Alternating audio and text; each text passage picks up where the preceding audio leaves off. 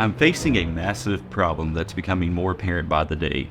I have artwork for my game, functioning rules and mechanics, yet I'm still missing the most crucial element: how to win. I'm missing a solid victory condition, or at least one I'm satisfied with. It's almost comical because this should have been one of the first steps in creating a game. What's the objective? I've been so bogged down with the details of how this piece interacts with that piece that I've neglected this fundamental question. So today, we're gonna figure this out. Let's dive in. If you're new here, my name is Julian, and on this channel I document my journey in creating the ultimate strategy board game, Pincer, A Gentleman's War.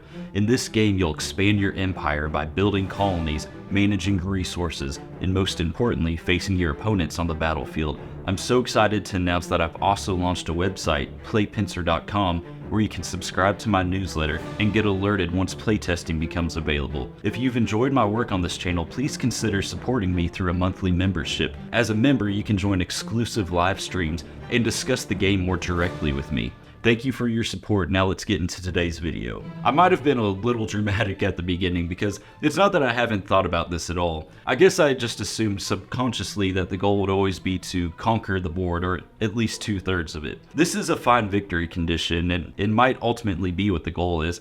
But if that's the case, I think this will require fine-tuning in other areas to keep the game well balanced. After some reflection, I realized that my main issue isn't with the victory condition itself, it's with the path to achieving it. If the primary goal is to control 2/3 of the board, then this really only leaves players with one option: war. It essentially comes down to who has the biggest stick. What I would really like to do is create multiple paths to victory, allowing players to pursue different strategies. But first, let's consider some alternative victory conditions. Yes, war and conquest should have their place in my game, but what if they're more of a means to a greater end? Could we incentivize players to use combat sparingly, perhaps only after diplomatic negotiations have broken down? One option I've been considering, and even playtested once, is an economic victory where the objective is to accumulate the most amount of resource cards by the end of the game. Once the board is fully settled and no more colonies can be built, the game would end. At this point, all players would count up their resources and the players with the most would win. I think this approach opens up unique strategies such as focusing on resource accumulation and avoiding conflict.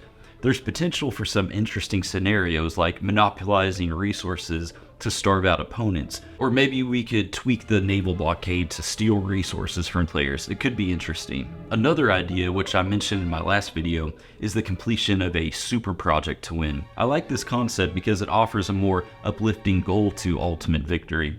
The focus isn't so much on war and brutality, but those may become necessary evils along the way. To implement this, players might need at least 2 colonies, or once the board is fully settled, they could start building their super projects. This could lead to more conflict over resources, or even attempts to sabotage other players' projects. I'd imagine that these super projects would need to be built adjacent to a city on a specific tile, such as woods or hills, that isn't occupied by an enemy unit, and potentially create some interesting battles. I am growing more fond of this concept, but I'd love to hear your thoughts on it. I've also tossed around some other less developed ideas, like having a general piece that must be protected, with the capture of this general resulting in victory. However, I find this deal a bit bland. It feels unbalanced to have the entire game hinge on a single piece. We might be able to incorporate other uses for a general piece though. There's another idea that feels as if it's on the tip of my tongue, something that could combine diplomacy, war, economics, and political pressure into one cohesive victory condition. For example, I've already implemented a harbor blockade mechanic that effectively illustrates the impact of a blockade.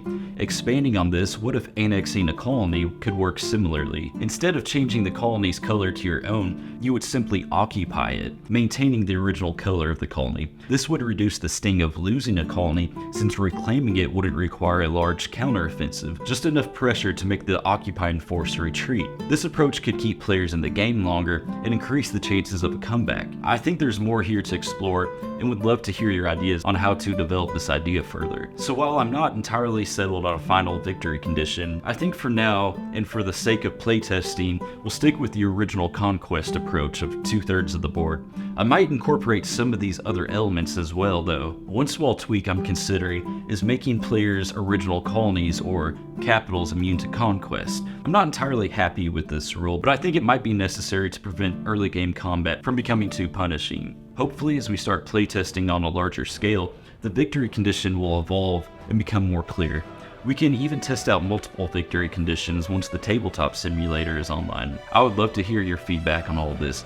Are you satisfied with the current victory condition, or do you prefer alternative methods we've discussed? Or perhaps you have your own idea?